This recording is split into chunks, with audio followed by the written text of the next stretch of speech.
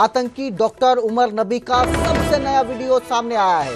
Video में दो mobile phone के साथ आतंकी उमर नबी नजर आ रहा है। फरीदाबाद में 30 अक्टूबर को मोबाइल शॉप पर बैठा आतंकी नजर आ रहा है। तस्वीर आपकी स्क्रीन पर है, आप देख सकते हैं। ये वही आतंकी है जो बम धमाके के दौरान उसी गाड़ी में मौजूद था जिसमें यह धमाका हुआ था और धमाके के साथ ही उड़ गया। इसका अब ये सीसीटीवी सामने आया है, बिल्कुल नया सीसीटीवी है जिसमें दो मोबाइल फोन्स के साथ ये नजर आ रहा है। एक शॉप में बैठा था। सीसीटीवी में आतंकी उमर बैग के साथ दिख रहा है। फोन चार्जिंग के दौरान घबराया नजर आ रहा है। तो ये वही आतंकी है जो दिल्ली धमाके में i20 कार में मौजूद था। जो आत्मघाती हमला था, जो धमाका हुआ था, उसका यही मास्टरमाइंड था, यही बताया जा रहा है। यही उस गाड़ी में मौजूद था जो धमाके के साथ उड़ गया। और इसका ये नया वीडियो सामने आया है। फरीदाबाद में 30 अक्टूबर को मोबाइल शॉप में बैठा आतंकी डॉक्टर उमर नबी नजर आ रहा है। इसके पास एक बैग भी नजर आ रहा है। हालांकि इस बैग में क्या है ये साफ नहीं है, इसको लेकर जांच की जाएगी। लेकिन ये नया वीडियो है, बिल्कुल नया वीडियो है। धमाके से पहले का ये वीडियो है, 30 अक्टूबर का ये वीडियो है जिसमें डॉक्टर उमर नबी नजर आ रहा है। दो मोबाइल के साथ नजर आ रहा है। इस खबर पर ज्यादा खबर के लिए मेरे सहयोगी अनिल राठी हमारे साथ जुड़े हैं। जी अनिल, एक नया वीडियो सामने आया है आतंकी का, फरीदाबाद में नजर आ रहा है, क्या अपडेट इसको लेकर? जी बिल्कुल, जिस तरीके से आतंकवादी उमर का जो है एक नया सीसीटीवी फुटेज सामने आया है उसमें साफ दिखाई दे रहा है कि उमर जो है वो एक दुकान के अंदर पहुंचता है। 29 तारीख का ये सीसीटीवी दिखाई दे रहा है, 29/10 का। साथ ही साथ उमर जो है वो उस दौरान अपने फोन को चार्जिंग करता हुआ इसमें दिखाई दे रहा है। तो कह सकते हैं कि लगातार जिस तरीके से फरीदाबाद में संपर्क बनाए हुए थे, अलग अलग जगह जो है वो उमर गया है और टोटल पूरी प्लानिंग के तहत जो है वो इसने इस जो घटना है इस घटना को अंजाम दिया है। तो फिलहाल ये नया सीसीटीवी फुटेज आया है। तमाम जांच एजेंसियां जो है वो इस फुटेज की भी जांच में जुट गई है। जी अनिल, इसके साथ ही अल्फला यूनिवर्सिटी को लेकर भी लगातार जांच जारी है, उसको लेकर कोई अपडेट, कोई जानकारी? जी बिल्कुल, देखिए फिलहाल की बात कर जाए तो अल्फला यूनिवर्सिटी के अंदर फिलहाल जो है वो तमाम जांच अधिकारी जो है वो पहुंच गए हैं। फिलहाल अभी कुछ ही देर पहले एनआईए के बड़े अधिकारी जो है वो इस अल्फला यूनिवर्सिटी के अंदर पहुंचे हैं। स्थानीय पुलिस है और बाकायदा क्राइम ब्रांच की टीमें हैं जो 24 घंटे इस अल्फला यूनिवर्सिटी की फिलहाल अभी जो है वो नजर बनाए हुए हैं, क्योंकि 24 घंटे पुलिस का पहरा जो है वो इस अल्फला यूनिवर्सिटी पर फिलहाल अभी है। क्योंकि जिस तरीके से लगातार तमाम एजेंसियां, चाहे फिर वो ईडी की बात हो, चाहे रेवेन्यू डिपार्टमेंट की बात हो, सभी ने अब अल्फला यूनिवर्सिटी के ऊपर शिकंजा कसना शुरू कर दिया है। क्योंकि कई तरह के मापदंडों पे जो है वो यूनिवर्सिटी खरी नहीं उतरी। कल जो है वो कई डॉक्टरों की टीम ने बाकायदा इसमें यूनिवर्सिटी में पहुंच करके जो पैरामीटर होते हैं स्वास्थ्य विभाग की तरफ से जो पैरामीटर दिए जाते हैं उन पैरामीटरों की जांच की और उनमें भी जो है वो कहीं न कहीं रिपोर्ट में कई खामियां पाएगी। जो भी जांच इस यूनिवर्सिटी के खिलाफ, इस यूनिवर्सिटी के ऊपर हो रही है, उन तमाम जांचों के अंदर ये यूनिवर्सिटी जो है वो खरी नहीं उतर रही, जिसके चलते अब एक बड़ी कार्रवाई आने वाले समय में इस यूनिवर्सिटी के खिलाफ होने को जा रही है। जी बहुत बहुत शुक्रिया इस तमाम जानकारी के लिए अनिल। तो एक नया सीसीटीवी सामने आया है जिसमें दिल्ली धमाके में जो मारा गया था, जो दिल्ली धमाके का मास्टरमाइंड बताया जा रहा है, i20 कार में जो मौजूद था और साथ उड़ गया इस धमाके के डॉक्टर उमर नबी आतंकी, उसका ये नया सीसीटीवी है जिसमें वो फरीदाबाद में एक मोबाइल शॉप में बैठा नजर आ रहा है। तो वहीं फरीदाबाद अल-फलाह यूनिवर्सिटी में एनआईए ने दबिश दी है। दिल्ली ब्लास्ट मामले में एनआईए गहन जांच में जुटी हुई है। यूनिवर्सिटी कैंपस में कई जगहों पर सर्च अभियान चलाया जा रहा है, कई जगहों पर तलाशी ली जा रही है। संदिग्ध लिंक तलाशने में एनआईए की टीम सक्रिय नजर आ रही है। तो एक बार फिर अल-फलाह यूनिवर्सिटी पहुंची है एनआईए की टीम। आपको बता दें कि अल-फलाह यूनिवर्सिटी लगातार दिल्ली धमाके के साथ जुड़ती नजर आ रही है। कई कनेक्शन इसके सामने आ रहे हैं। आतंकी उमर नबी वो भी यहीं पे पढ़ा रहा था। इसके साथ ही कई लोगों को भी अल-फलाह यूनिवर्सिटी से हिरासत में लिया गया है। जांच की जा रही है। आतंकी कनेक्शन जितने भी हैं उनको तलाशने में एनआईए की टीम जुटी हुई है, बाकी एजेंसियां भी जुटी हुई हैं। और इस सब के बीच एक बार फिर एनआईए की टीम जो है वो अल-फलाह यूनिवर्सिटी पहुंची है, जहां पर जांच में जुटी हुई है। सर्च अभियान चलाया जा रहा है ताकि जो भी रास्ता मिलता है, जो भी सुराग मिलता है जिससे आरोपियों तक पहुंचा जा सके, जो भी दिल्ली धमाके के दोषी हैं उनको काबू किया जा सके, इसको लेकर कोई भी सुराग ना छूटे। एनआईए की टीम जो है लगातार इस पर काम कर रही है।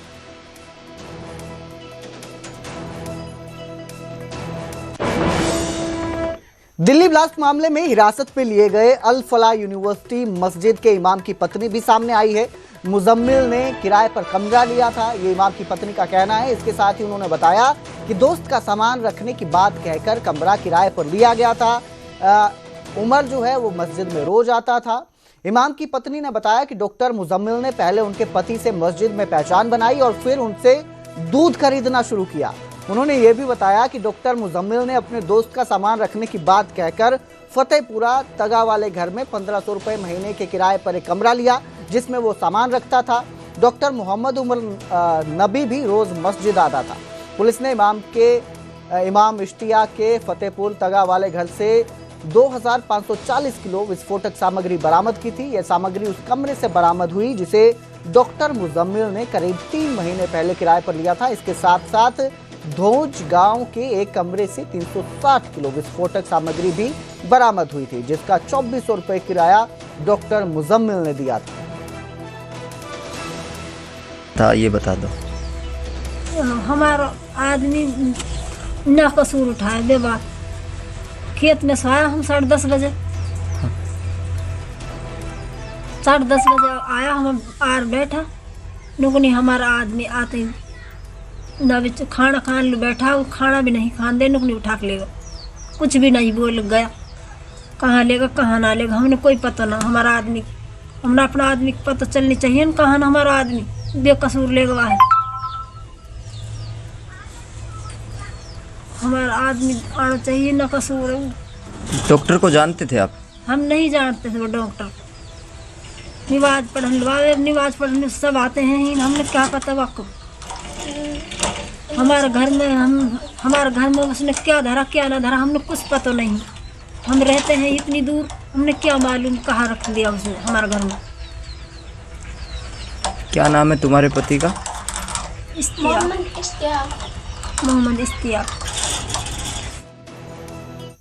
दिल्ली ब्लास्ट में i20 कार को लेकर भी बड़ा खुलासा हुआ है। जानकारी के मुताबिक ये i20 कार 2 लाख रुपए में खरीदी गई थी।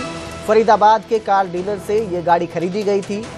J&K ड्राइविंग लाइसेंस दस्तावेज में इस्तेमाल हुए कैश में इस पूरी कार की पेमेंट की गई थी। संदिग्ध ने फर्जी दस्तावेजों से कार खरीदारी की थी कार की। और ये नया खुलासा सामने आया था कि जो धमाके में कार इस्तेमाल हुई थी उसको लेकर ये जानकारी है, जिसमें पता चला कि ये जो कार है ये J&K के लाइसेंसी दस्तावेज पर ली गई थी। इसके साथ ही 2 लाख रुपए में ये कार खरीदी गई थी, जिसकी सारी पेमेंट कैश में की गई थी।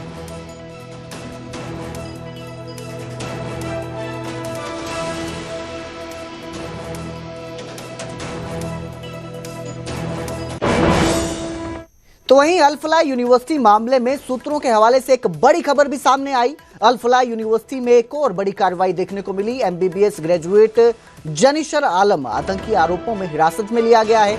MBBS ग्रेजुएट है, राष्ट्रीय एजेंसी और दिल्ली पुलिस ने यह गिरफ्तारी की है। सूत्रों के हवाले से यह खबर सामने आई है। जनीशर आलम पश्चिम बंगाल के दलखोला से पकड़ा गया है। अल फलाह कैंपस पर कार्रवाई के तहत ये गिरफ्तारी हुई है। छात्र के आतंकी कनेक्शनों की जांच तेज हुई है। सूत्रों के हवाले से ये खबर मिली है, जिसमें पता चला है कि एक और MBBS ग्रेजुएट को हिरासत में लिया गया है। पश्चिम बंगाल के दलखोला से जनीशर आलम को गिरफ्तार किया गया है।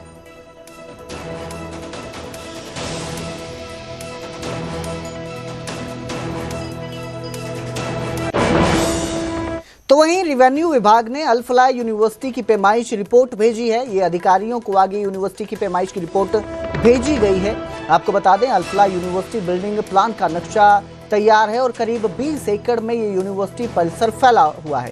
कंस्ट्रक्शन मंजूरी वाले किला नंबर की जांच की जा रही है। मंजूर शुदा जगह पर ही बिल्डिंग बनी है या नहीं बनी है, इसको लेकर ये जांच की जा रही है।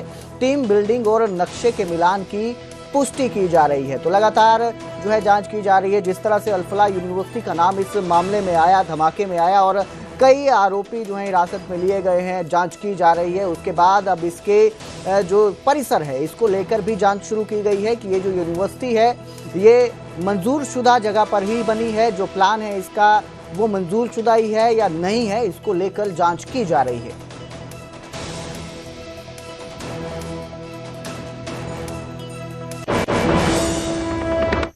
हिसार में दादा बाड़देव के जन्मोत्सव पर सीएम सैनी पहुंचे। सीएम सैनी ने इस दिन को श्रद्धा और प्रेरणा का स्रोत बताया। दादा बाड़देव पुनिया ने सत्य अनुशासन की शिक्षा दी। पुनिया खाप ने हमेशा देश समाज हित को आगे रखा। मुख्यमंत्री ने ये कहा है, सरकार दादा बाड़देव के बताए मार्ग पर आगे बढ़ रही है। सीएम सैनी का ये कहना है, गुरु तेग बहादुर का शहीदी दिवस राज्य स्तर पर मनाया जा रहा है। इसके साथ ही मुख्यमंत्री ने बताया कि संकल्प पत्र में 217 में से 50 वादे पूरे कर लिए गए हैं। 25,000 युवाओं को बिना खर्ची बिना पर्ची नौकरी दी गई है। वहीं सीएम ने गांव खरक पुनिया में पुस्तकालय और सामुदायिक केंद्र बनाने की भी घोषणा की।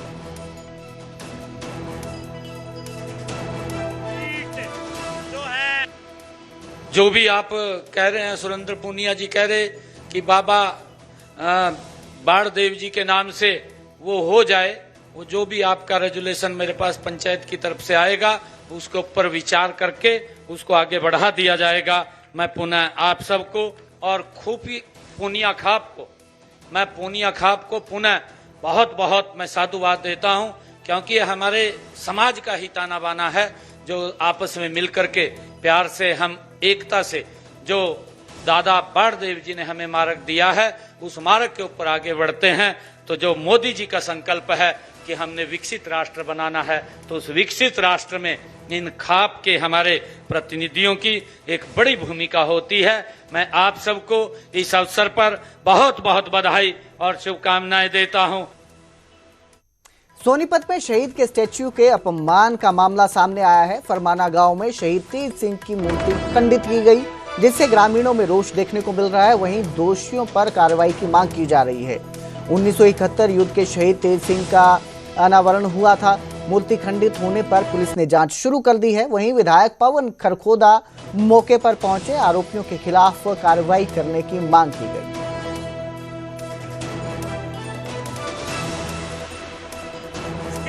ये बहुत ही निंदनीय घटना है और इसकी सभी गांव के लोग, सभी जो शहीदों का सम्मान करते हैं, शहीदों के लिए अपना सब कुछ न्यौछावर करने का काम करते हैं, उन सब की भावनाएं इससे आहत हुई हैं। लेकिन मैं पूरे लोगों सबको आश्वस्त करता हूं कि सरकार और प्रशासन मिल करके जो भी दोषी होगा उसको बख्शा नहीं जाएगा, क्योंकि ये एक मूर्ति को खंडित करने का काम उस व्यक्तियों ने नहीं किया। ये करोड़ों लोगों की भावनाओं को आहत करने का काम किया है।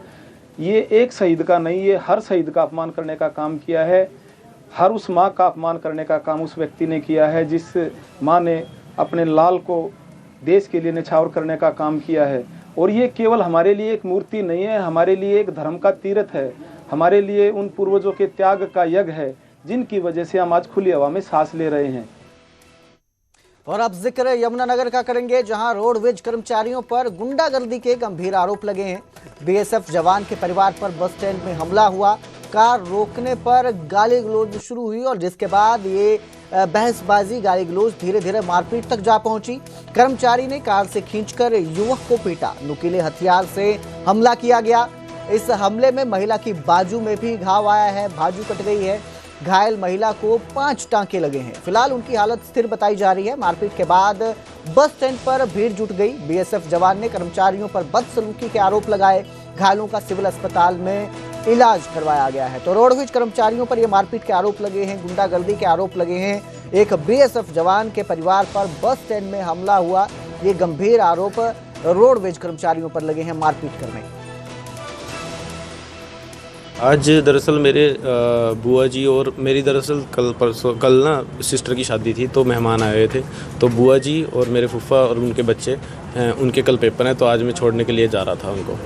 और बस स्टैंड पे मैं गया तो वहाँ पे मैंने कार अंदर की और किसी मेरे दोस्त की कार थी, तो मैंने कार अंदर की। अंदर जाके वहाँ पे ब्रेक मारी, क्योंकि बाहर निकल रही थी एक बस, वो बैक लेने लगी। तो हमने एकदम ब्रेक मारी, उसका कंडक्टर आया, मेरे बोनट पे एकदम 2 हाथ मारे उसने, तेज तेज कर पीछे कर इसको। मैंने कहा ठीक है मैं कर लेता हूँ। कह अरे कर ना, और बहुत तेज तेज गालियाँ देने लग गया। मैंने कहा एक इस तरीके से नहीं बात करना, मैं कहा आराम से बात कर ले।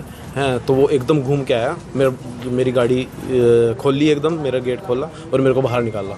इतना में मेरी बुआ आई और मेरी बुआ को ऐसे धक्का दिया चेस्ट पे। हैं और फिर उसके बाद मैंने उसमें एकदम आया, मेरे फूफा जी भी आए हैं। तो वो काफ़ी सारे एकदम से इकट्ठे हो गए, बहुत तकड़ी यूनियन बन जाती है इनकी एकदम, और वहाँ पे सब ने मेरे को पकड़ लिया और मारना शुरू कर दिया।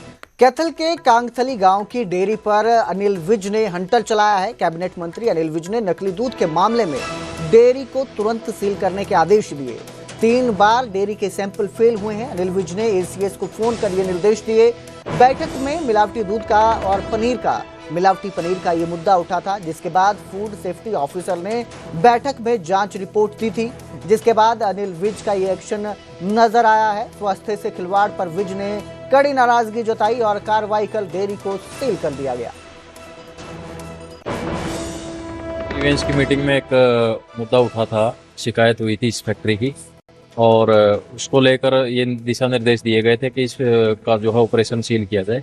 हमने इस फैक्ट्री का ऑपरेशन, ताकि आगे काम ना कर सके, एक बार सील कर दिया है, और इस दौरान जितना भी हमें मटेरियल मिल रहा हम उसको भी साथ में सील कर रहे हैं। सर पहले भी कई शिकायतें आई थी, पहले भी कार्रवाई की है? शिकायतें नहीं, हमने इससे पहले 2 बार रेड की है यहाँ पे, और इनके कुछ सैंपल जो है सब स्टैंडर्ड पाए गए थे, जिसपे जो अभी कोर्ट में विचाराधीन है। जैसे कोर्ट का फैसला आता है उसी हिसाब से कार्रवाई की जाएगी।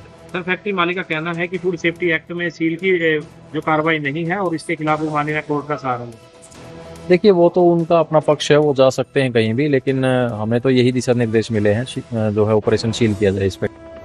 बिहार में भाजपा की जीत पर बीजेपी प्रदेश अध्यक्ष मोहनलाल बड़ोली का बयान सामने आया। मोहनलाल बड़ोली ने पीएम नेतृत्व को धन्यवाद दिया। दरअसल न्यूज 18 ने खास बातचीत की मोहनलाल बड़ोली से, जिसमें मोहनलाल बड़ोली ने बताया कि नायब सैनी ने 9 सीटों पर जीत का प्रचार करवाया। कांग्रेस की वोट चोरी वाली बात को बड़ोली ने खारिज किया। साथ ही कहा कि कांग्रेस का झूठ जनता ने पूरी तरह नकार दिया है। हरियाणा में घोटाला नहीं, कांग्रेस में ही घोटाले चल रहे हैं। इसके साथ ही उन्होंने शैलजा हुड्डा को लेकर भी बयान दिया और कहा कि शैलजा हुड्डा में तालमेल नहीं है, दोनों की अलग अलग रणनीति है। हरियाणा में मंत्रिमंडल फेर बदल की बात भी उन्होंने निराधार बताई।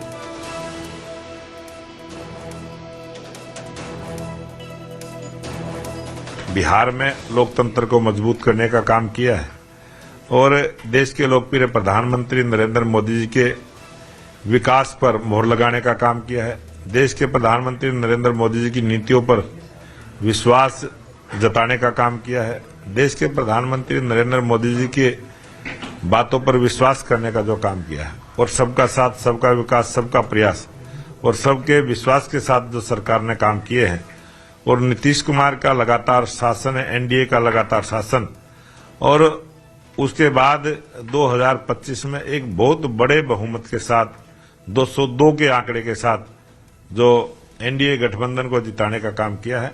मैं बिहार की तमाम जनता का हृदय से स्वागत, अभिनंदन करता हूं। प्रदेश के मुख्यमंत्री नायब सैनी ने भी वहां प्रचार किया, और जहां जहां जिन जिन सीटों पर प्रचार किया, सारी की सारी सीटें बीजेपी ने जीतने का काम किया। भारतीय जनता पार्टी के हमारे हरियाणा के लोकप्रिय मुख्यमंत्री नायब सिंह सैनी 9 विधानसभाओं में बिहार के चुनाव में गए हैं और 9 की 9 100% रिजल्ट देने का काम किया है।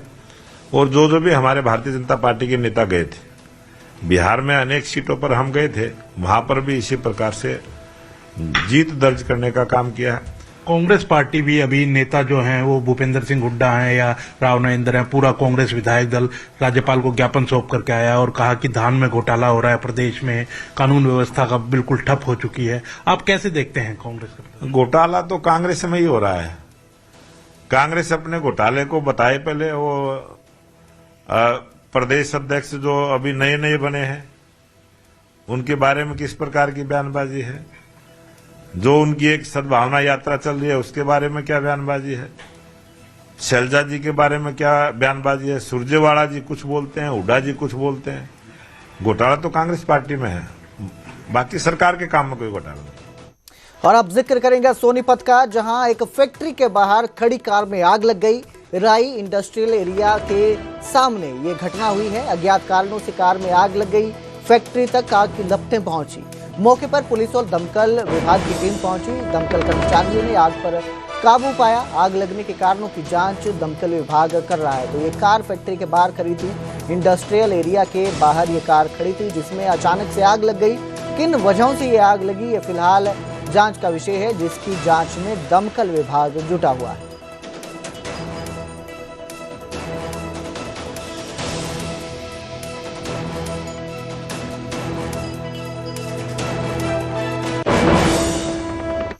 अंबाला में सैनिटरी सामान की दुकान में अचानक भीषण आग लग गई। आग से दुकान का पूरा सामान जलकर राख हुआ।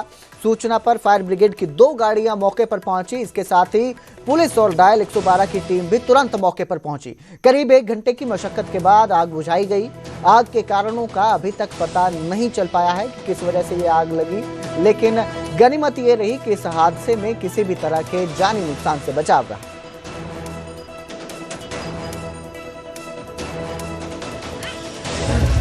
रास्ते में पहुंचे 20-25 मिनट होंगे, तभी फोन आया पीछे से कि धुआं निकल रहा है। साथ के साथ हम वापस आ गए। तकरीबन इसमें 40 से प्लस का सामान है जी। सारा टैप्स थे, सारी महंगी आइटम। ये सैनिटरी की दुकान है जी, सी टैप्स वगैरह। आग के कारणों का कुछ पता लगा है? नहीं लगी। गुरुग्राम के बसाई इंडस्ट्रियल एरिया में भीषण आग लग गई। एक साथ 3 फैक्ट्रियों में ये आग फैल गई। अगरबत्ती फैक्ट्री से आग शुरू हुई थी, जिसने सबको अपनी चपेट में ले लिया। जूते और टेप बनाने वाली फैक्ट्री भी जली। दमकल विभाग की 4 गाड़ियां मौके पर पहुंची और करीब 1 घंटे बाद इस आग पर काबू पाया गया। आग किन वजहों से लगी, इसके कारणों का खुलासा नहीं हो पाया है, लेकिन इस आग जली में लाखों रुपए का सामान जलकर पूरी तरह राख हो गया।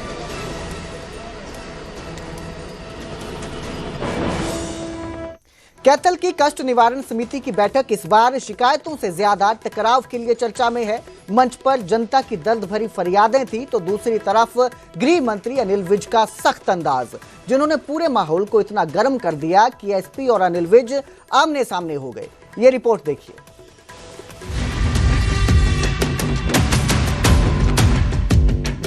कैथल में आयोजित कष्ट निवारण समिति की बैठक इस बार गम, गुस्सा, ठहाकों और टकराव के अलग अलग रंगों में रंगी हुई नजर आई।